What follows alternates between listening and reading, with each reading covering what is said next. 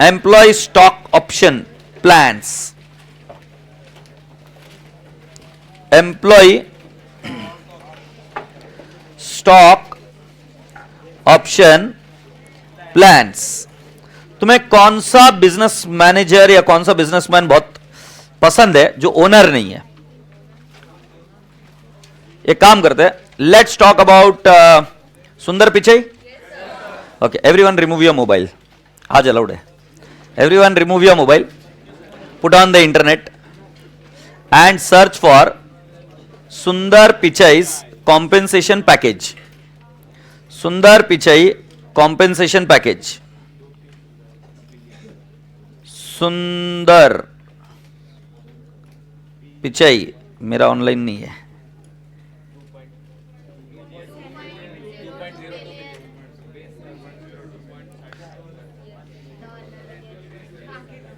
सुंदर पिचाई कॉम्पेंसेशन। सो जब आप इधर पढ़ते हो, सो आपको यहां पर भी देखो, मैं पढ़ रहा हूं, the Internet giant disclosed in its 2020 proxy statement filed late Friday that Pichai's total compensation in 2020 included 2.02 million in base salary, up from $650,000, and 5.41 million in all other compensation, which included 5.4 million for personal security. But बेटा जी इसके अंदर है क्या इसका breakup? इसका breakup क्या है? Breakup दिखा के देखो एक बार, या फिर करिए ESOP टू सुंदर Pichai.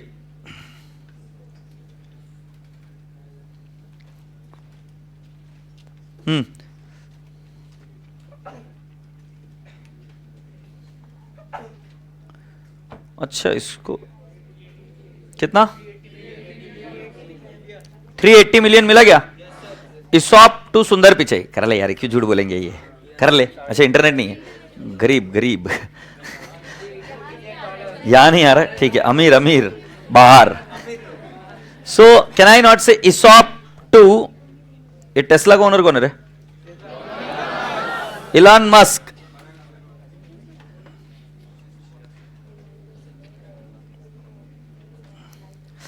Tesla Elon Musk completes option related sales plan. आपने सर्च क्या करना है? ESOP to Elon Musk, ESOP to Elon Musk. देवा कितना बोलते रहे तुम? 1.6 मिलियन शेयर्स ऑफ टेस्ला। भारी है क्या नहीं? सो ESOP क्या है? ये इतना बड़ा कंपोनेंट है किसी भी व्यक्ति की सैलरी में, इतना फेमस है। मैं आज उसकी आपको अकाउंटिंग सिखाऊंगा, क्या होता है ESOP ये बताऊंगा। ये आपने थोड़ा सा सैलरी में पढ़ा है। Is that okay? So I'll tell you what is the objective of a promoter first. Let's understand that, and from therein we'll keep on drilling down next level. तुमको सभी को ESOP को तो पता चल गया कि ये कॉम्पेंसेशन काफी बड़ा है और बड़े बड़े जो लोग हैं उनको ESOP मिलते हैं, राइट? सो क्या ESOP क्या होता है? I'll explain you. But let's first understand, before we derive the definition of ESOP, what is the objective of promoter? So for example, we have got Reliance Industries का Mukesh Ambani. What is the objective of the promoter? इतना पिद्दू question पूछा उसमें चुप बैठ जाते। अरे कैसे बच्चे ही रही है, क्या है? मुझे आवाज नहीं आ रही है, क्या बोलते तुम? Growth of the business, sustainable, profitability, और एक सबसे बड़ा होगा increase in the value of the share. Okay, so now suppose there is a promoter, boat company का ओनर प्रमोटर है, right? There is a promoter. Now who are the, what is the hierarchy? They must be having many managers, and below that they will be having further delegation, and below that there would be further delegation, and last mein there would be employees and workers. Yes or no? So this particular promoter has to manage each of the head, right? And he has to manage the head. So when this head will perform well, the head will perform well when he is going to get good money. But if the promoter is promising them cash, right, then maybe he'll get motivated or he'll not get motivated. So what happens is, उस जितने भी heads है, for example इधर sales department का जो भी head रहेगा, उसको ये बोला जाएगा कि आप ये टारगेट्स अचीव करो, अगर वो टारगेट अचीव करता है तो आपको कंपनी के शेयर्स मिलेंगे.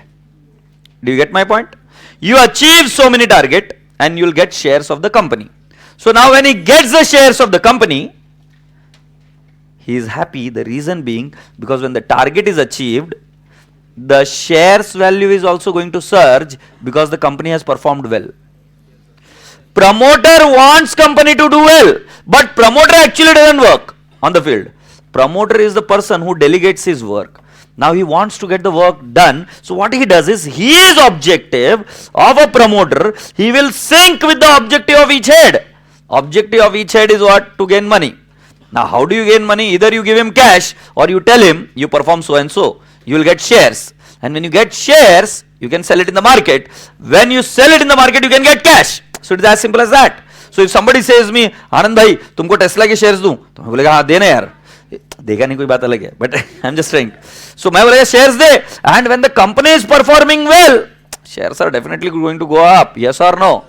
How many of you want to invest in shares? Can you just imagine the whole of the class, because you understand the potential of the incremental value in the shares, appreciation in the shares. So अगर हम किसी को shares दे तो हम उसको बोल सकते हैं कि जैसे तुम अच्छा परफॉर्म करोगे, company in turn will perform good, and when company put up great numbers, the value of the share will go up and you will also get the reward. And you will not only get the reward right now, you will keep getting the reward in future in form of dividend. So don't you think so? We have also given the ownership to the employees, because ये concept कैसा है कि जो हमारे लिए रात दिन काम करते हैं उनको ownership भी तो दो कंपनी की, and they got the ownership, so now they are happy with the dividend also. So regularly they'll keep getting dividend, and at the same time they are getting something as an asset, because the one who earns really great, he will get some amount as a cash. But the other things he can directly now associate ना कि मैं अच्छा perform करेगा तो company अच्छा perform करेगी, company अच्छा perform करेगी, will put up good numbers. When we put up good numbers, the share price are going to go up. Yes or no? Now this is the common phenomenon. So जब कभी भी किसी company की band बजी रहती है, ये एक चीज मैंने जितना पढ़ा है कि है, ये एक चीज बहुत अच्छे से लोगों को रिवॉर्ड करके जाती है. Example Tata Motors. It was a beaten stock on the मतलब दलाल स्ट्रीट, खतरनाक तरीके से पिटा हुआ स्टॉक था. बट जैसे जैसे लोगों ने काम करना शुरू किया, they started working on the designs and all, they got the shares at a lower value, right? अब द लोअर वैल्यू के हिसाब से उनको कॉम्पेंसेशन मिला, और जैसे उनकी डिजाइन एक दो गाड़ियां सक्सेसफुल हुई, हिट हुई, उनका काम अच्छा हुआ, देयर वैल्यू सर्ज्ड. अरे boss, I tell you, I know few people working in companies like Bajaj Finance and all, their salary is very less, a lakh of rupees, 1.5 lakh a rupee, right, as per the package, but they are owners of crores of rupees because they got ESOPs. अबे जब वो शुरुआत में थे company में, share का price एकदम पिद्दू सा था, उसके बाद में बोनस दे देकर उन्होंने इतने सारे शेयर्स एक्यूमुलेट कर लिए, तो उनका वैल्यूएशन इतना बढ़ गया. Please trust me, 4 crore is the valuation of their shares. And I am talking about a very normal employee. I am not talking about a senior level person. You getting my point? So it was a very good invention which happened in this industry, how to compensate the employees. So आशा करता हूं कि सभी बच्चों को एक बात तो समझ में आ गई. ESOP is nothing but it is an equity linked compensation. ESOP is nothing but equity linked compensation. There are various types of ESOPs or various types of plans, because these are like what contract. जैसे हर एक का salary का breakup अलग अलग होता है हर एक company का, राइट? वैसे ESOP के अंदर भी अलग अलग वैरायटीज हो सकते हैं. हम सारे टाइप के ESOP के वैरायटीज इधर नहीं पढ़ेंगे, हम एक पर्टिकुलर टाइप पढ़ेंगे. तो उस ESOP के अंदर क्या होता है कि हम एक एम्प्लॉय को कुछ कंडीशंस देते हैं. तो ये employees, today is the date. What is the date today? Let's take an example, June 1. Can I take, for the sake of convenience, 1st June? This is the date of grant. Have you understood? This is what? Date of grant. Now date of grant means I haven't given you any money. We have just entered into a contract. We have just given you some targets. You have to achieve so and so much of the targets. Now when I use the word target, then do you understand that I am giving some conditions? I am giving some conditions. So I will say that over the next 3 years, 2 years, 4 years, whatever is the period. I have given you certain condition. These are called as vesting condition. These are called as what? Vesting condition. So जो हम आपको condition देंगे उसको बोलेंगे wasting condition. Vesting condition में हम ऐसा लिखेंगे कि आपको ये टारगेट अचीव करना है. For example, the sales of the company should go up by 40%. जैसे अगर आप गूगल पढ़ेंगे टेस्ला के बारे में और इलॉन मस्क के बारे में, तो आपको वहां पर पढ़ने को बड़ा आसानी से मिल जाएगा कि उनको टारगेट दिया गया सेल्स का. Right, when you Google it you will get to know it about. So there are target can be different. It is also used to stop attrition. Attrition मतलब एम्प्लॉयज छोड़कर ना जाए, to take care of the employees जो बहुत special resources है, जिनका skill set बहुत अच्छा है, तो हम नहीं चाहते कि वो छोड़ के चले जाए. तो उसके लिए उनको बोला जाता है कि तुम 3 साल रुकोगे तो तुमको ये ESOP मिलेंगे. Is that okay? So now comes a question. After the vesting period is over and you have completed the vesting period successfully, there is an period which is called as exercise period. देखो समझने की कोशिश करो कि जैसे wasting condition खत्म हुई तुरंत आपके नाम पे शेयर अलॉट नहीं होते.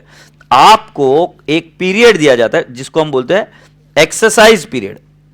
इस एक्सरसाइज पीरियड में क्या बोला जाता है कि जो डेट ऑफ ग्रांट थी उसी दिन ये डिसाइड कर लिया गया था कि प्रत्येक एम्प्लॉय को 500 शेयर्स मिलेंगे एट द रेट ऑफ 20. ओ तो सर यहां पर फ्री में नहीं मिल रहे. फ्री में नहीं मिल रहे. हाँ मैंने बताया ना, ESOP बहुत सारे अलग अलग है. They are getting the shares at a concessional rate. Look बाप कितना गंदा लग रहा हूं. शेमड़ी मैं आपको अरे झीपरी है एक नंबर की. बाहर बेटा. 500 शेयर्स प्रत्येक कंपनी के एम्प्लॉयज को मिलेंगे, मतलब इस कंपनी के एम्प्लॉयज को मिलेंगे. और कितने रुपए में मिलेंगे? फ्री में मिलता है या 20 rupees? 20 rupees. So this 20 rupees is called as exercise price. This 20 rupees is called as what? Exercise price. So now what all I have explained you? I have explained you date of grant. Then I have explained you what? Vesting condition. Then my dear friend, I have explained you exercise period. Exercise period में आप क्या बोलते हो कि तुम आओ 20 रुपया दो और शेयर खरीद के लेके जाओ. Say yes. सर बट 20 रुपए में क्यों खरीदेगा? तो मैं आपको बता रहा हूं उसकी मार्केट प्राइस है 90. 90 is the market price and you are getting it at what? 20. I would simply say that buy it at 90. Sorry, buy it at 20, sell it at 90. Happy? Yeah. अब ये जो वेस्टिंग कंडीशन है या unlimited period तक कर सकते हो या सिर्फ वेस्टिंग पीरियड तक ही कर सकते हो. सो ये जो पीरियड है जिसके दौरान आपको एक कंडीशन अचीव करनी है उसको हम बोलते हैं वेस्टिंग पीरियड. मतलब एक हुई वेस्टिंग कंडीशन. वेस्टिंग कंडीशन क्या होगा? सेल्स बढ़ना चाहिए 20% से. HR मैनेजर को क्या बोलना पड़ेगा कि attrition rate can not be oh more than so and so rate. या हम क्या बोलेंगे कि तुमको 3 साल तक रुकना पड़ेगा. These are vesting condition. Vesting condition को फुलफिल करने के लिए आपके क्या पास होता है? Vesting period. Vesting period is within which you will have to satisfy those conditions. Say yes और no? Yes. And then my dear friend, एक बार आपने वेस्टिंग कंडीशन सेटिस्फाई कर दी, आपको ऑफर ओपन हो जाता है. आपको जाके उस शेयर्स को सब्सक्राइब करना है एट अ कंसेशनल रेट. से यस. अब एक काम करेंगे, थोड़ा सा हम खुद रोल में आएंगे उसके. पहले मुझे बता दो किसको नहीं समझा है. मैं आपको क्या समझा रहा हूं कि आपको जो रिटर्न में मिलने वाला है वो क्या मिलेंगे? शेयर्स. राइट. अब ये शेयर्स कैसे मिलेंगे मैंने आपको वो समझा है. तो कोई एक डेट होगी, हम दोनों आपस में एक दूसरे के साथ में बात करेंगे. तुम एम्प्लॉइज हो और हम सपोज मान लो मैनेजमेंट है. Will talk to each other and will decide that कि you are going to get so and so many number of shares at so and so rate. Do you all agree? Yes. So this is called as what? ESOP. तो आपको जब ये shares मिलेंगे तो फिर मैंने आपको क्या बताया बेटा जी, ये कब मिलेंगे? इमीडिएटली या बाद में? बाद में. सो बेटा जी अलग अलग टाइप के ESOP होते हैं. शायद आपके भैया जो किसी कंपनी में काम कर रहे हैं उनका ESOP अलग होगा, बट मैंने बताया अपन अपने एकेडमिक्स के हिसाब से ये वाला ESOP देख रहे हैं. तो उसमें एक पीरियड आता है वेस्टिंग पीरियड, उसके नीचे आती है वेस्टिंग कंडीशन, और वो फुलफिल हो जाने के बाद में आप आगे एक पीरियड दिया जाता है. उस पीरियड में आप क्या करते हो? एक्सरसाइज करते हो. उसको एक्सरसाइज पीरियड बोलते हैं. और एक्सरसाइज करते हो क्या? ऑप्शंस. से yes. And you exercise it at exercise price. So exercise price should be generally lower than the market price.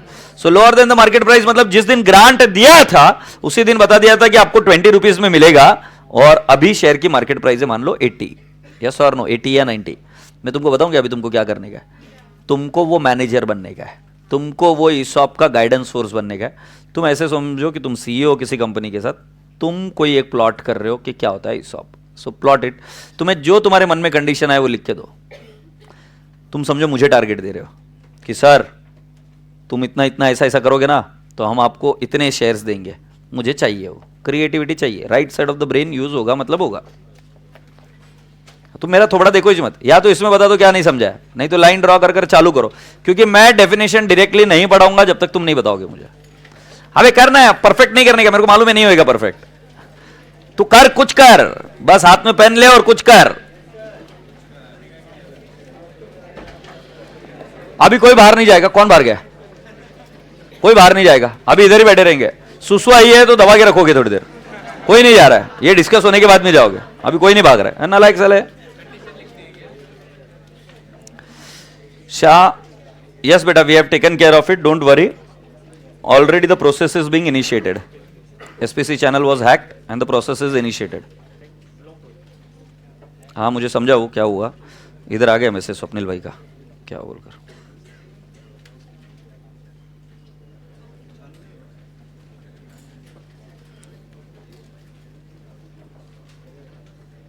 बच्चों की problem sir, Swapnil Patni channel delete हो गया, मैं 1 डे बिफोर कैसे देखूं? अरे कल आना था, देखना था ना यार टाइम पर, मैं क्या बताऊं यार। तुम अभी करो यार, मैं भाला फेंक के मारेगा जल्दी से। इतना इतना बुरा लगता है ना तुमको जब तुमको कुछ करने के लिए बोलता हूं तो निठल्ले बस बैठे रहते हैं।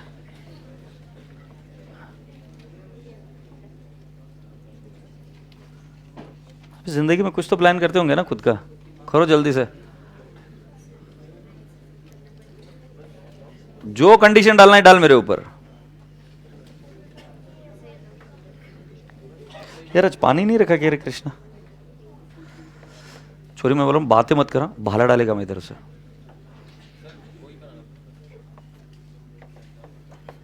बच्चा क्वेश्चन क्या पूछ रहा है? सर वही बनाना था क्या? गुड, अपन बढ़ ही नहीं पाए रहे अभी तक, प्रैक्टिकलिटी की तरफ बढ़ ही नहीं पा रहे हैं। ठीक है, जैसे तेरे को समझ में आए वैसा बना, कुछ तो कर, बता।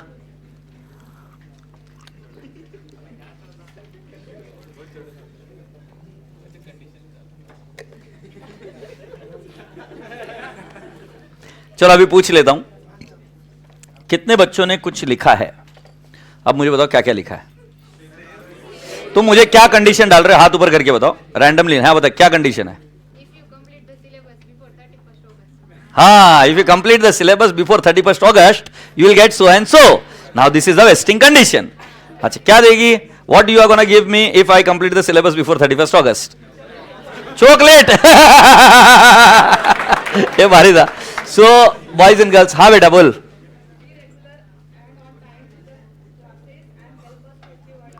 Okay, so then what are you going to give me? वो नहीं लिखा, मतलब सिर्फ कंडीशन डाल दी मेरे ऊपर। सो शी इज सेइंग कि that you help us to achieve our success and be regular and on time, so then I am gonna give you so and so much, but she never said what she is going to give me. Yes, anyone else? Very good. So अगर मैंने production twice कर दिया, so I will get so and so much of the stuff. और ये लिखा sir you are a production manager, आपको by end of the financial year 2023 you have to decrease the cost by 7% for product A. Wonderful thing. So now you have understood these are what? Vesting condition. Vesting condition are performance condition which are based on me, which I am going to work. So बेटा जी एक होता है vesting condition जिसके अंदर मुझे काम करना है। काम मैं कितने दिन तक करूंगा? जो वेस्टिंग पीरियड है उतने दिन तक, मतलब मुझे अचीव करना है थ्रू आउट लाइफ नहीं है, मुझे अचीव करना है विद इन 3 years, मुझे अचीव करना है within 2 years. So these are called as what? Vesting period. और ये कब डिसाइड होता है? On the date of grant. Date of grant क्या होता है बेटा जी? जिस दिन हम बैठकर ये कॉन्ट्रैक्ट एंटर करते हैं वो होता है date of grant. Do you all agree? तो एक हुआ vesting period, date of grant से लेकर वेस्टिंग पीरियड में वेस्टिंग कंडीशन सेटिस्फाई करनी होती है। वेस्टिंग कंडीशन अगर मैंने सेटिस्फाई कर ली तो क्या मुझे शेयर्स फोकट में मिलेंगे या सस्ते दाम पर मिलेंगे? क्योंकि हमारा जो सिलेबस है उसके अंदर हमें फ्री में नहीं मिलते, we are getting it in form of concessional rate. So concessional rate में जब मुझे शेयर्स मिल रहे हैं, do you agree? So so राजा बेटा जी उसको बोलते हैं एक्सरसाइज प्राइस. एक्सरसाइज प्राइस क्या होती है? The price at which the shares are available to the employees. Is that okay? So that is the concessional price, exercise price. Happy? मुझे अभी थोड़ा सा इनकम टैक्स पूछना है आपसे. Perquisites. In case of perquisites, I would request you to tell me, suppose the company is manufacturing, let's say television, and as a part of the salary stuff, they have given you what? Television. You tell me, how do you include it in the salary as perquisite? नहीं, ऐसा कुछ नहीं सीखा income tax में. Income tax में क्या पढ़ा है वो ज्ञान बांट मेरे को, बाकी चीजें मत बता. कंपनी की खुद की है, समझ ले. Very good. Cost to employer, फिर minus whatever is record. Can we clap for yourself? Very good. जिनको आंसर नहीं है तुम्हारे लिए नहीं था ये कैसा था, सिंपल लॉजिक था कि फॉर एग्जांपल टेलीविजन की कॉस्ट है 15,000 और आपको दिया जा रहा है 2,000 में, तो तुम्हारे सैलरी में 12,000 ऐड किया जाएगा. से यस और नो? मैं वापिस से रिपीट करता हूं. आपका टेलीविजन 15,000 का था, आपको 2,000 में दिया जा रहा है, तो आपको कितनी चीज फोकट में मिली? 12,000. तो फोकट में नहीं मिली एक्चुअली. ये तुम्हें लगता है फोकट में, तुमने काम किया, तुम एम्प्लॉय हो इसलिए मिल रहा है. मैं जाऊंगा मुझे नहीं मिलेगा. से यस और no? So boys and girls, 12,000 was added as a part of your salary. Now let's see this part of the story. What does a company do is they have given you a vesting period of 3 years. देखो मैं अभी भी chapter में technically नहीं घुसा हूं, with theory पढ़ नहीं रहा हूं, पहले समझा रहा हूं फिर हम जाके थ्योरी पढ़ेंगे. 3 साल का वेस्टिंग पीरियड दिया है और आपको कंपनी बोल रही है कि जो 80 रुपए का शेयर है वो 20 रुपए में मिल जाएगा. से यस? आपको नहीं लगता कि company is passing on the benefit of 60 to employees? अरे आज मैं जाता हूं, मेरे को नहीं मिलता है ना 20 में. कंपनी किसको दे रही है? एम्प्लॉइज को. एम्प्लॉइज को क्यों दे रही है? Ask yourself. Because they are working, they are performing. Yes और no? So can I not say this 60 rupees is an expense over the vesting period? क्योंकि वो इसी पीरियड में काम करने वाला है as per the concept of accrual. जिस पीरियड में काम करेगा उसी पीरियड में कंपनी खर्चा भी तो उठा रही है ना. कितने रुपए का? 60. Say yes? So boys and girls, can I not say this is an expense of 20 over this period? How did I get 20? What is the value of the share? 80. At what value I am giving it at? 20. What is this 60? 60 is the benefit which company is passing on to whom? Employees. बराबर है. ये 60 उस employees को कब earn होएगा? जब वो 3 साल मेहनत करेगा. So company is saying, as per the concept of accrual, this is an expense of not 1 year. He is going to work us for 3 years. So can I not say it is an expense of 3 years? Yes. Now boys and girls, ये 60 rupees को क्या बोलते हैं? So 60 rupees को बोलते हैं value of option. क्या बोलते हैं इसको? Value of option. Comes a question, what is option? Who will tell me what is option? नहीं, तुम है ना ज्यादा मेरे को. मैं क्या बोल रहा हूं? ऑप्शन क्या होता है? बॉयज जल्दी समझ जाते हैं. ए और B is an option. Choice is an option. तो साला इसको ऑप्शन क्यों बोलते हैं? क्योंकि बेटा जी एम्प्लॉय के पास ऑप्शन है खरीदना कि नहीं खरीदना. कब ऑप्शन है? ग्रांट तो अभी मिल गया, खरीदना या नहीं खरीदना इन फ्यूचर. अभी ग्रांट मिला, तेरे को बोला 20 रुपीज में मिलेगा, बराबर है. तुम्हें बताता हूं एक्चुअली क्या हुआ. This happened with Satyam. Satyam, there happened a fraud. Satyam used to trade at 450. There was an option given to the employees कि बच्चों 3 साल तक काम करो और तुमको ये शेयर मिलेगा at the rate of 150. Employees were very happy. Thank you sir, thank you sir, thank you sir. They started working really well. Then there was a fraud. The market price of the share dropped at rupees 24. 14 हो गया था 24. अब मुझे बताओ जो बाजार में मिल रहा है 24 रुपए में, 24 में, will you buy it at 150? No. So hence my dear Rasgullas and Rasgullis, it is an option because you get a choice whether to buy or not. You understand why it is an option? It is called as an option. So I am saying, what is the value of the option? Value of the option is, I am not saying value of the share. जो तुम्हारे हाथ में वो share नहीं है, तुम्हारे हाथ में एक हक है, एक राइट है कि उस राइट का पैसा कितना है। तो उस राइट का पैसा कितना है राजा बेटा जी? 60। 60 कैसे निकाला आपने? 80 माइनस 20 कितना है? 60। Have you understood what is value of option? So बेटा जी जो 60 है, जो एक्सपेंस है, वो वैल्यू ऑफ ऑप्शन के नाम से भी जाना जाता है। जो 60 है, मेरे को सीए हूं, मेरे को आता है इसलिए मैं बजा रहा है। तू सुन, तेरे को आता है तो तू भी बजा, फिर मैं क्वेश्चन पूछेगा। मैं क्या पूछ रहा है? 80 minus 20, what is 20? 20 is exercise price, what is 80? Value of share. Please हर एक शब्द को बराबर से चुनो।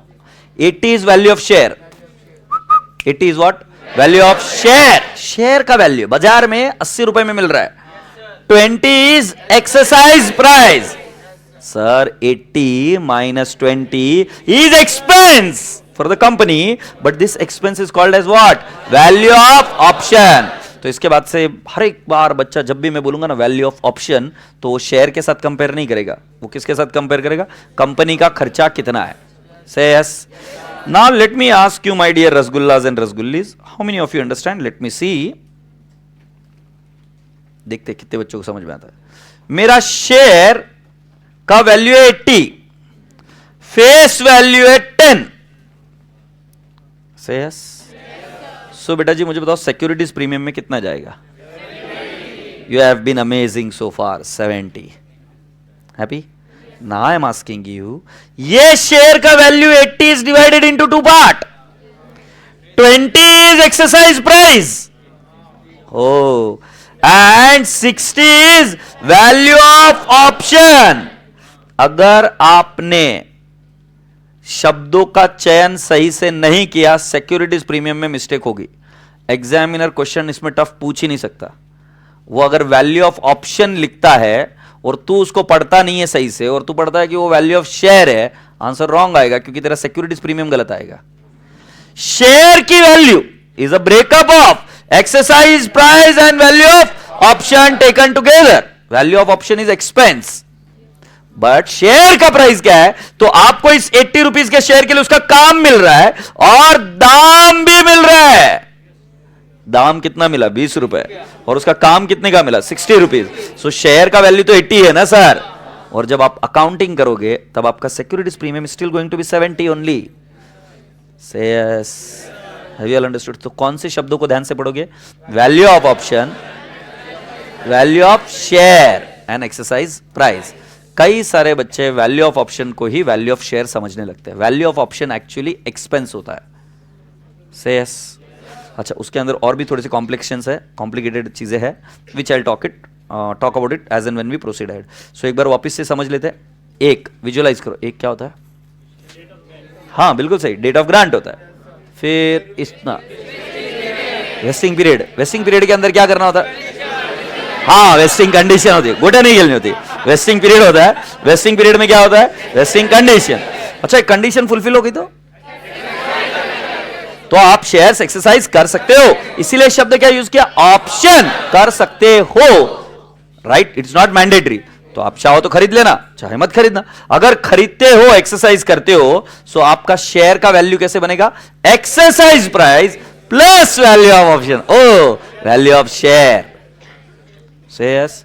Exercise price plus option is giving you what? Value of share. Value of share में से face value less, you'll get what? Securities premium. Lovely Rasgulla. Can I explain you the next beautiful concept? अगर कोई बंदा share नहीं खरीदे तो share lapse, option lapsed. सेस option lapse हो जाते हैं दो लेवल पर। एक, इधर ही बंदा मर गया मतलब वेस्टिंग कंडीशन फुलफिल नहीं हुई, बंदा मर गया, सो क्या ऑप्शन लैप्स हो जाएंगे? चलो बंदा नहीं मरा, बंदा छोड़ के चला गया, लैप्स हो जाएगा। चलो वेस्टिंग कंडीशन फुलफिल नहीं हुई, लैप्स। और इसको बोलते हैं unvested options lapsed. Unvested options lapsed. शादी के पहले ही ब्रेक ऑफ हो गया, वेस्टेड नहीं हुआ, दूसरा है शादी हो गई, सब कुछ सही था, अब भाई साहब सीरियस हो गया, हाँ, उसके बाद में अगर ऑप्शन लैप्स हो गया तो उसको बोलेंगे vested options lapse. Sir vested options lapse क्यों बोलेंगे? क्योंकि बेटा वेस्टिंग का मतलब क्या है कि वो राइट उसको मिल गया, इर्रिवोकेबल राइट मिल गया। भाई साहब अब वो आप निकाल नहीं सकते, आपने उसको कॉन्ट्रैक्ट दिया था कि अगर ये कंडीशन फुलफिल होगी तो तुमको शेयर्स मिलेंगे ये दाम पर, you can not remove it now, it is a vested, vested is irrevocable right. So when I say that land is vested with me, that means it cannot be revoked, it is mine by law, agreed? Similarly unvested options lapse हुए माने वो पहले ही मर गया, पहले ही company को छोड़ के चला गया, yes or no? Please understand, in one case the entry would be different and in unvested the entry would be different. Why? Because here we will be working on an estimate, ठीक है, ज्यादा complication में, here we will be working on estimate, but चल छोड़ो ना, इसके बाद unvested का मतलब समझे, दोनों सेम है, unvested invested, अनवेस्टेड अलग है, अनवेस्टेड अलग है। वेस्टेड मतलब जो मिल चुका है किसी को वो लैप्स हो गया। लैप्स का मतलब समझ में आता है क्या? कैंसल, ठीक है, गुड। तुम्हें पता है मैं क्या कर रहा हूं? हम वापस से वही साइकोलॉजी यूज कर रहे हैं कि हम पहले डिस्कस करते हैं, उससे यूज टू हो जाते हैं, फिर पढ़ेंगे। तो अभी के लिए मैं दोबारा से एक बार वही डिस्कशन करूंगा, एक बार लिखा कर दूंगा, फिर हम उसको पढ़ने के लिए जाएंगे। Point taken clearly?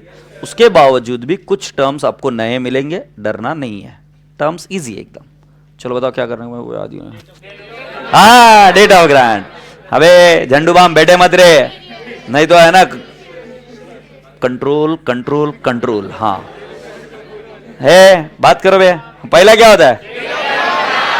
इस दिन क्या होता है? एक कॉन्ट्रैक्ट होता है, उस कॉन्ट्रैक्ट में क्या क्या लिखा होता है? वेस्टिंग कंडीशन और द वेस्टिंग पीरियड। क्या मिलेगा? क्या मिलेगा? कंडीशन फुलफिल हुआ तो क्या मिलेगा? शेयर। शेयर कब मिलेगा? 50 साल बाद। एक्सरसाइज पीरियड में लेना पड़ता है। एक्सरसाइज पीरियड में लेना पड़ता है तो क्या करते हैं? एक्सरसाइज प्राइस भी होता है। एक्सरसाइज प्राइस मतलब the price at which we are going to offer. Generally exercise price is concessional, yes. Why it is called as option? You have an option to buy or not to buy. Okay, can I ask you कि अगर वो आदमी vesting period के दौरान ही मर गया, हाँ, unvested options lapse, unvested होता है। बट अगर वो आदमी जिंदा है, सब कुछ कर लिया, उसके बाद में कुछ लफड़ा हुआ तो वेस्टेड ऑप्शंस लैप्स। अला वैल्यू ऑफ शेयर बोले तो क्या होता रे? नहीं, इसमें तंबाकू खा के ऐसे बात करे। वैल्यू ऑफ शेयर बोले तो क्या? एक्सरसाइज प्राइस प्लस, हाँ, exercise price plus value of option. Securities premium निकालने के लिए वैल्यू ऑफ ऑप्शन के पास देखेंगे, वैल्यू ऑफ शेयर के पास है value of share minus face value will get what? Securities premium. Happy? I have been doing wonderful. So चलो लिखो अभी मेरे साथ, एक लाइन ड्रा करेंगे, ओके? गुंडप्पा स्वामी, ये एक्रूअल कॉन्सेप्ट से ये खर्चा कितने दिन तक दिखाते? 3 साल में एक झापड़ लगाऊंगा, वेस्टिंग पीरियड उधर 3 साल तक तो हटेगा क्या? एड़े कैसा है? वेस्टिंग पीरियड में करेंगे ना, जितने समय के लिए वेस्टिंग कंडीशन है। माकड़, हाँ, लाइन ड्रॉ करो, लाइन ड्रॉ करो।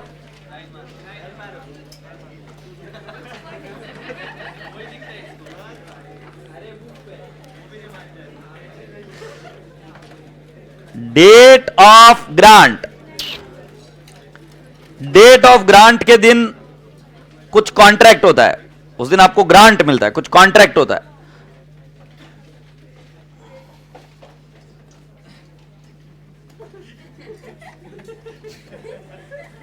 मैं लगा और कुछ इंपॉर्टेंट तो even I will participate, I am little more experience ना।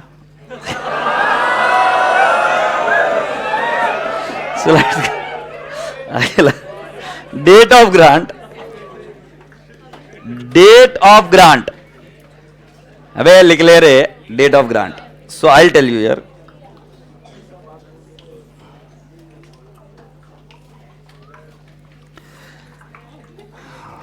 भगवान इनके सब पापों का हिसाब लेना एग्जाम में, सब पापों का हिसाब लेना भगवान, प्लीज।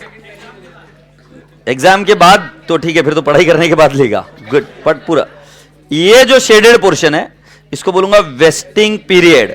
जितने पीरियड में आपको कंडीशन को फुलफिल करना है, तो इन कंडीशन को बोलते हैं vesting condition. Vesting condition. Date of grant के दिन एक्सरसाइज प्राइस भी डिटरमाइन कर ली जाती है। Exercise price is that price at which shares can be bought at a concessional price. Do you all agree? फिर एक ये वाला पीरियड है जिसको बोलेंगे एक्सरसाइज पीरियड, ठीक है। सो जो ये फर्स्ट पीरियड है जहां पर वेस्टिंग कंडीशन है, इस दौरान एक्सपेंस की बुकिंग होती है, expense booking as per the concept of accrual. और जो अगला एक्सरसाइज पीरियड है उस दौरान अलॉटमेंट ऑफ शेयर्स होता है। अलॉटमेंट ऑफ शेयर, समझ में आ रहा है ना? अलॉटमेंट ऑफ शेयर पहले नहीं होता है। अलॉटमेंट ऑफ शेयर कब होता है? बाद में। That is to say in where once the vesting conditions are satisfied during the exercise period, you do what? You book the or you give the allotment of shares. Say yes. Okay. अगर यहां पर share lapse हुआ या option lapse हुआ, so it is called as unvested options lapsed. But इसके बाद में कभी भी लैप्स हुआ, इसके आगे कोई भी पीरियड में, तो इसको बोलेंगे vested options lapsed.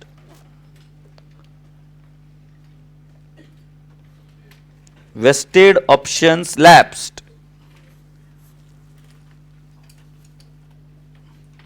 Happy? Then there is exercise price हो गया. Now then there is something called as value of option. Value of option. Okay? Box में लिख रहा हूं value of share is equal to exercise price plus value of option. Exercise price plus value of option.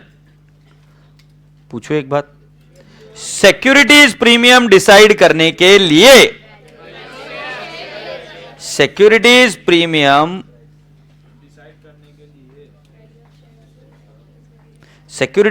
Decide करने के लिए what are you going to use? Value of option और value of share.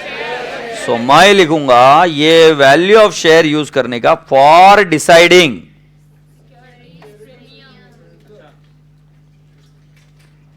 Securities premium, for deciding securities premium. और क्या इसमें wordings carefully पढ़ना है? Yes.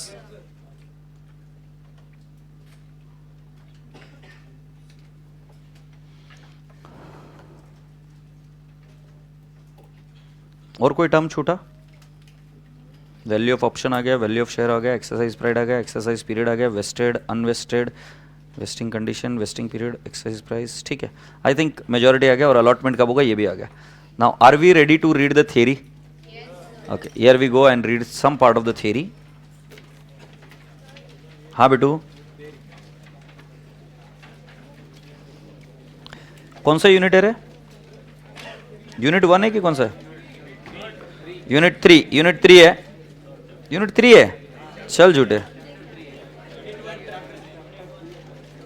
Unit 2 है बे। आंखें बटन है भगवान जाने। हाँ तो नहीं है तो मत बताना फिर, कीड़े क्यों कर रहा है? मैं ढूंढ लेता, 2 जगह घूम गया है। अच्छा, एग्जाम में वेटेज देख लो, हर एक एग्जाम में है। ओके, डिसोल्यूशन भी ऑलमोस्ट हर एक एग्जाम में है भाई साहब। 15 मार्क तो श्योर हो रहे, डिसोल्यूशन 10 मार्क के लिए आएगा, ये 5 मार्क के लिए आएगा। 15 मार्क 110% श्योर हो रहे। एक मिस्टेक मत करना नलाई को, मार्क्स 1 मार्क इधर का उधर नहीं होना चाहिए, गधेड़ो। हाँ क्या हुआ बेटा? Now let's read grant. नहीं पढ़ना है तो मुझे कोई दिक्कत नहीं है, मैं चला जाएगा आगे। Shall we read the grant?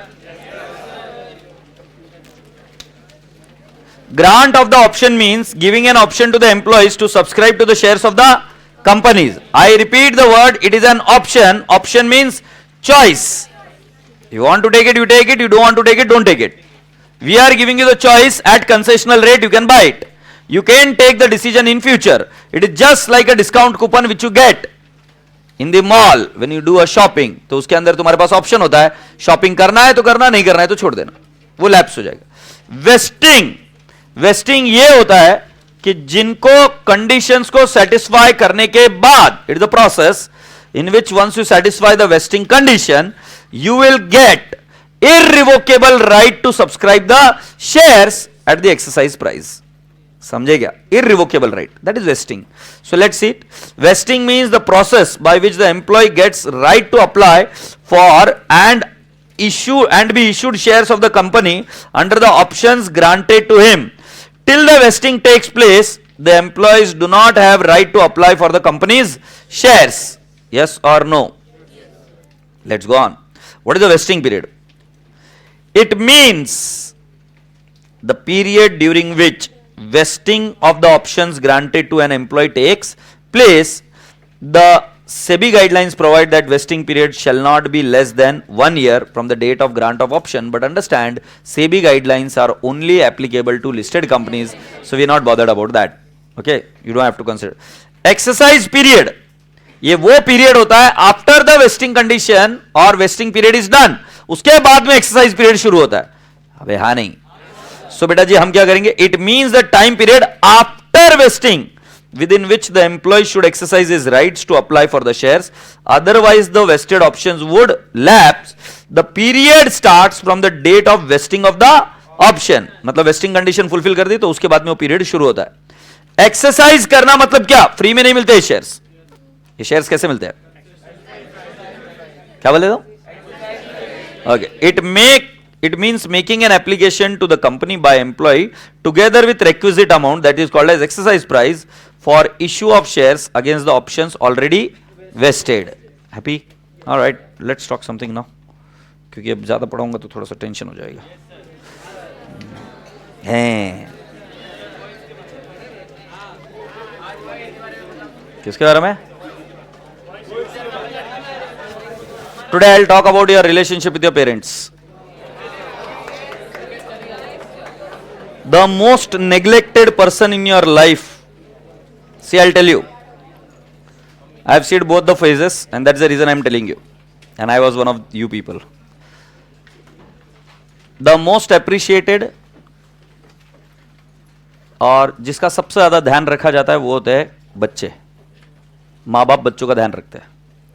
उनके लिए you are the most important person. ये फैक्ट है. उनके लिए आप सबसे ज्यादा इंपॉर्टेंट हो. Of course, there are exceptions everywhere. I know few of the kids who had a trauma because of their parents, because of the drinking habits, this and that. But nevertheless, in a majority of the cases, the kids are the most important part of their parents' life. Parents की एक problem है but, और वो तुम as a student या as at your age तुमको नहीं समझ में आता है. तुमको क्या लगता है कि उनसे कुछ गलतियां हो रही है, उन्होंने चेंज होना चाहिए. जैसे some of the parents have got shouting habits. Let's agree, they are human beings. But you want them to be a perfect parent, and that cannot happen because they are groomed by their problems. उनकी भी अपनी एक निजी जिंदगी होती है, life होती है, और उस लाइफ में उनके साथ जो जो हादसे हुए होते हैं या जो जो चीज़ें हुई होती है, जब आप नासमझ थे, आपको कुछ आइडिया भी नहीं, उनके वजह से वो ऐसे बनते हैं. वो आपके प्रति कोई द्वेष या कोई चीज़ है जिसके वजह से आपको नहीं चिल्लाते, वो ऐसे होते हैं. वो जानबूझकर आपके साथ कोई पर्टिकुलर चीज नहीं करते. जैसे एक होता है, आज एसपीसी का चैनल जो हुआ, it was a malafide intention. I got the few feedback हमारे ग्रुप पर कि क्या हुआ था एसपीसी चैनल के साथ में. So that was a malafide intention. Somebody hacked it, had a malafide intention, may be competitor और whatever. They did it purposely. बेटा जी वो इंटेंशन नहीं होता आपके पेरेंट्स का. पेरेंट्स जैसे है वैसे नेचुरली आपके सामने होते हैं. ये बात हमेशा समझना. उनकी भी पर्सनल लाइफ है, उनकी भी निजी लाइफ है, और उनकी निजी लाइफ होने की वजह से उनके साथ जो जो हादसे हुए, जो जो चीज़ों का उनके ऊपर संस्कार हुए, उसके बेसिस पर आज वो ऐसे है.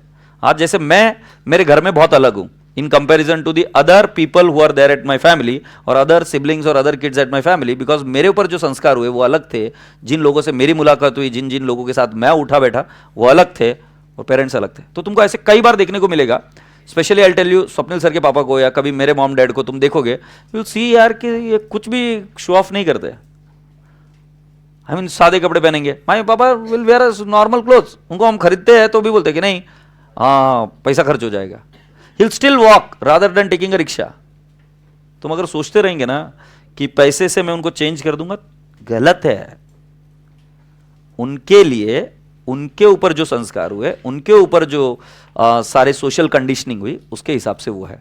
तो पहली बात ये समझो कि जो मोस्ट इंपॉर्टेंट व्यक्ति है उनके लाइफ में, उनके साथ वो ऐसे बिहेव इसलिए नहीं करते। दूसरी चीज, जब मैं तुम्हारे एंगल से उस तरफ देखूं तो तुम्हारी एनर्जी बहुत भन्नाट, बहुत पावरफुल एनर्जी, तुमको अभी क्लिक नहीं होगा। मेरे को भी ऐसा लगता था कि पापा मम्मी क्यों नहीं कर रहे, क्योंकि उनकी एनर्जी ड्रॉप होती जाती है। As and when you age their energy will go down and at the same time you will be having the, as I said, you are having the best time of your time life, सबसे ज़्यादा energy होती है। तब उस case में तुम्हारे अंदर aggression होता है, एग्रेसिव होते हो तुम, और तुम्हारे लाइफ में तुम्हारे पेरेंट्स इतने ज़्यादा इंपॉर्टेंट नहीं होते हैं। It's like, you know, I see my daughter, when her mom used to go into the washroom, Vidya could not even, you know, take that very lightly when she was 1 year old. She wanted to follow mom everywhere, हर जगह पे। फिर धीरे धीरे school में जाने लगी, तब रोती थी बहुत, नहीं जाना है। फिर धीरे धीरे अब मैं घर जाता हूं तो पापा मैं जा रही हूं, बाय, मेरे फ्रेंड्स आए। Yes, so I have to accept that, right? Because Pooja ma'am का फोन कर रहा है, पूजा मैम को फोन करना, क्यों फोन कर रहे हैं? उनको बोलना मैं लेक्चर में हूं। तो तुम्हारे लाइफ में अभी there are many things which are happening, so for you they are not that important. Let's be very honest, brutally honest. अब इस सिनारियो में मैं जो तुमको एक सीख दे सकता हूं अभी, वो कि अपने पेरेंट्स के साथ, स्पेशली डैड, स्पेशली बॉयज, बात करना शुरू करो। उनका एक्सपीरियंस आपको बड़ा काम आ सकता है। फिल्टर करनी पड़ेगी चीजें, फिल्टर करनी पड़ेगी, मतलब हर चीज नहीं बिलीव कर सकते उनके, मैं खुद बोल रहा है ना, नहीं कर सकते, बट आपको उनका एक्सपीरियंस बड़ा काम आ सकता है। कई बार पेरेंट्स बोलते हैं ना तुम पढ़ाई नहीं करते हो, उनको सही से समझने की कोशिश करो क्या बोल रहे हैं। वो तुम्हारे ऊपर प्रेशर नहीं डाल रहे, वो सिर्फ तुम्हारा अच्छा चाह रहे हैं। तुम अगर उनके सही इंटेंशंस को पकड़ने लग जाओगे और शब्दों को छोड़ने की अगर तुम में कैपेसिटी बन गई, ये रोल आपको यहां पर नहीं, पूरे लाइफ में हर जगह काम आएगा।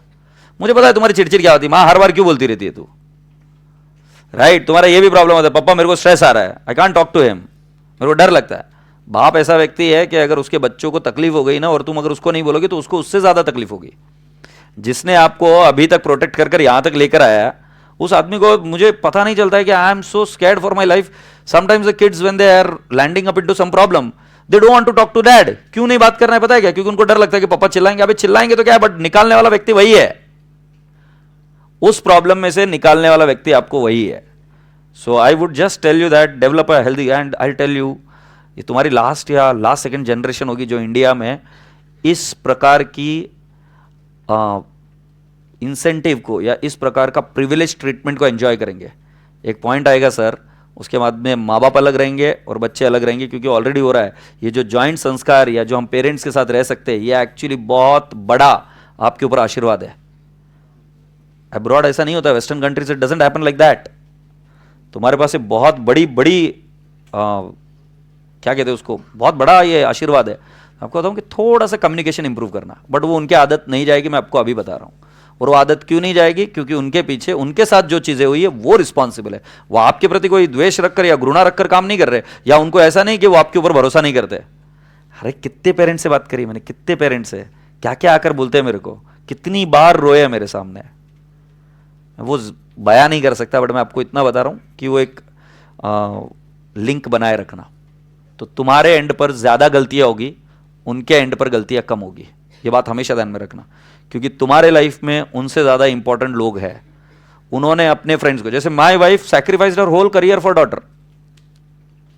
जो पढ़ी लिखी इतना सब कुछ, still she sacrificed everything, she was ready to sacrifice, she sacrificed. I know some of my friends wives, right? They are damn educated, studied in the topmost MBA colleges, right? They were pan India head also of some companies. Jaise hi they had kids, they dropped everything and did everything for the kids. So it's really very disheartening when you don't pay or you don't give that complete attention to them. That's really wrong. That's definitely really wrong, morally also, ethically also, and for them also. Because जिनके लिए झगड़े हो साले, जिनके लिए इतना सब कुछ इन्वेस्टमेंट किया, जब इन्वेस्टमेंट तो तुम पर इन्वेस्टमेंट ही किया ना समय का, और जब वही बंदा या बंदी साथ में नहीं है तो इट्स वेरी डिसहार्टनिंग.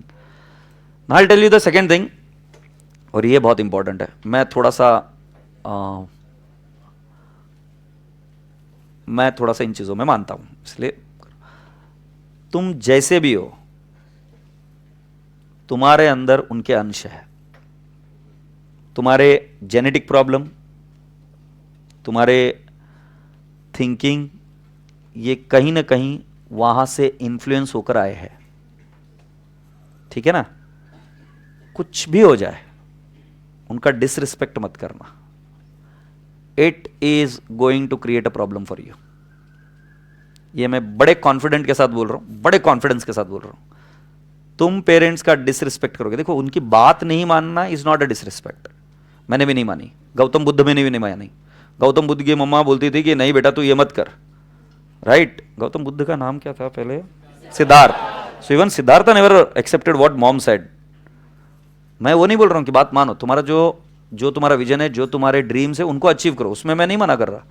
बट मुझे बुरा किस बात का लगता है कि कई बार पैसों के लिए, प्रॉपर्टी के लिए और बाकी फलाना ढींगड़ा अमका ढमका ऐसे मत बनना. उनका रिस्पेक्ट हमेशा करना.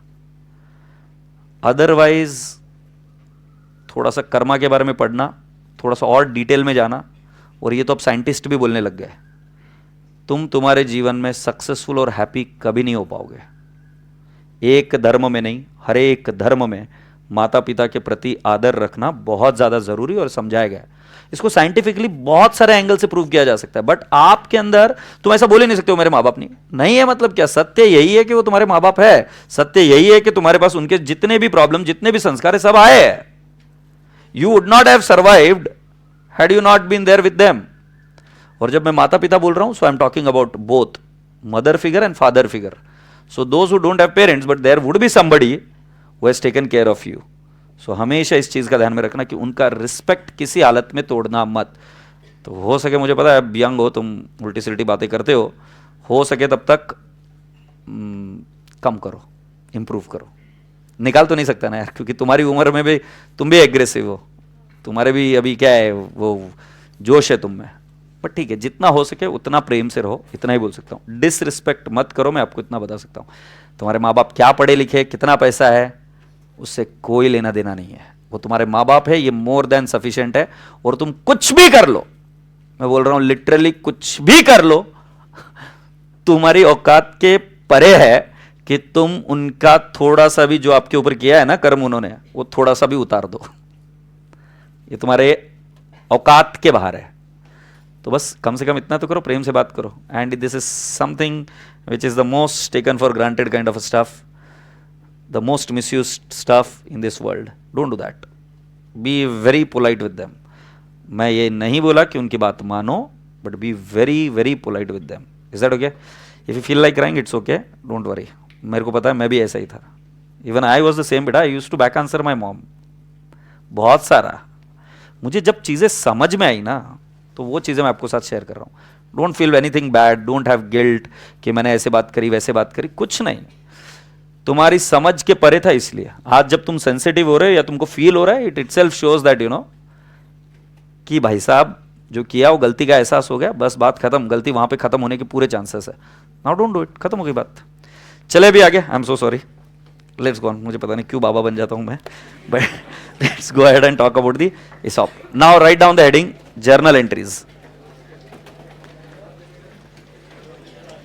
Journal entries.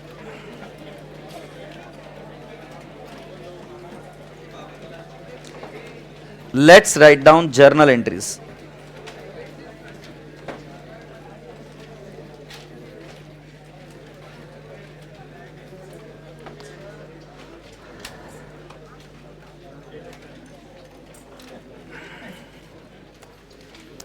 देखिए इसमें जर्नल एंट्री की वर्डिंग अगर आपकी गलत हुई, आपके मार्क्स, हाँ इसमें जर्नल एंट्री की वर्डिंग गलत हुई तो आपके मार्क्स कटेंगे धपाधप। ये जो जर्नल एंट्रीज आपको सिखाई जा रही है, बताई जा रही है, this journal entries are given as per the guidance note given by the institute. So you have to use the same wording, just like securities premium. You have to use the same wording like securities premium. यहां पर भी वैसा ही है. तो पहली चीज आपकी जो फर्स्ट एंट्री है वो होती है employee compensation expense account debit. Compensation expense account debit to employee stock option outstanding account. Outstanding account. Employee compensation expense account debit to employee stock option outstanding account. You can also write down ESOP outstanding account. Is that okay? Then out of this employee compensation expense is nominal account, is an expense, and this employee stock option outstanding account is not a liability, it is the part of equity.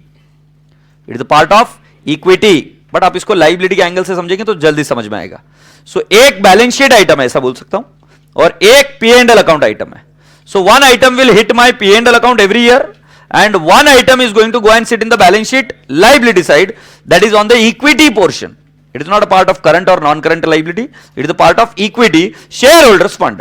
Do you all agree? Now let's understand. This compensation expense will go to P&L to employee compensation expense account. Employee compensation expense account. So I have transferred this expense where? P&L. Each year I'll have to make these two entries. Remember, all these entries are made on the basis of estimate.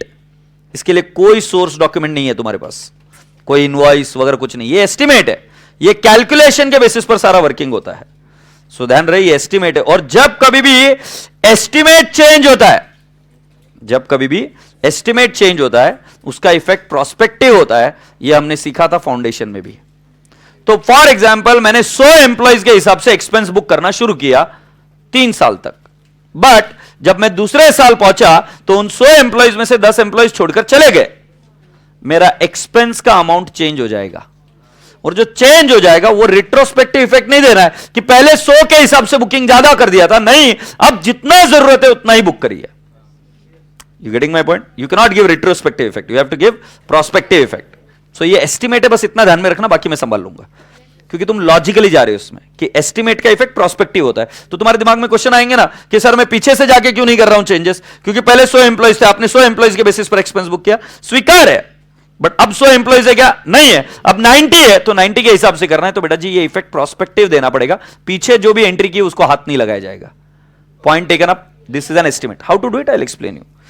Now let's go on further and talk about the third entry. This is in at the time of vesting. ये कब लिखेंगे? At the time of vesting. At the time of vesting.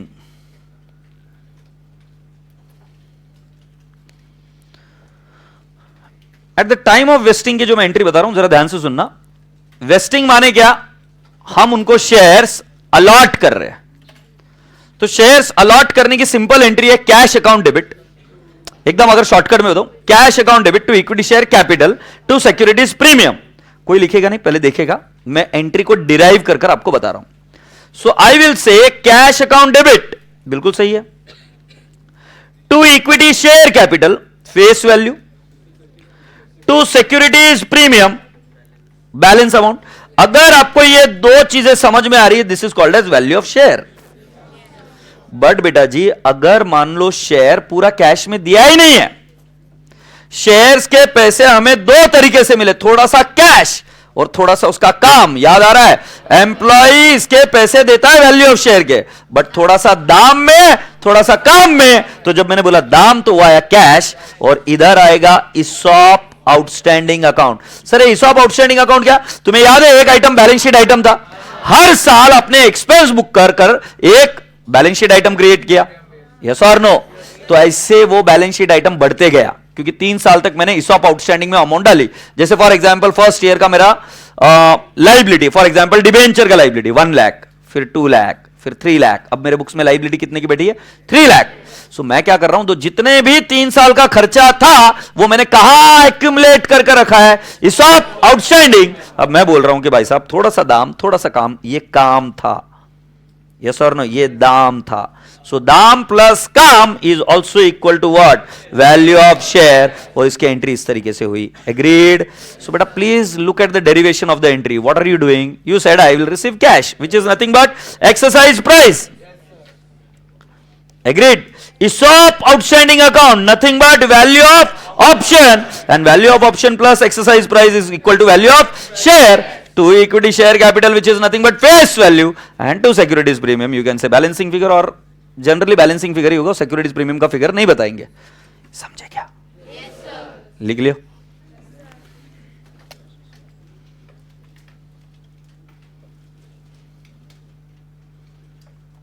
मैं एक बात बोलूं क्या? आज इसको रिवाइज करेंगे क्या? ये पूजा मैम क्या बोले? हाँ ठीक है, सुनते क्या? लिख लिए क्या?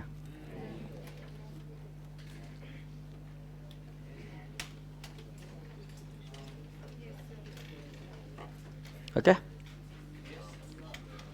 आज हो सके तो घर जाइयो, मम्मी पापा को कॉल करियो, थैंक यू बोलना, लव यू बोलना, मेरे को प्यार से बाय बाय बोलो।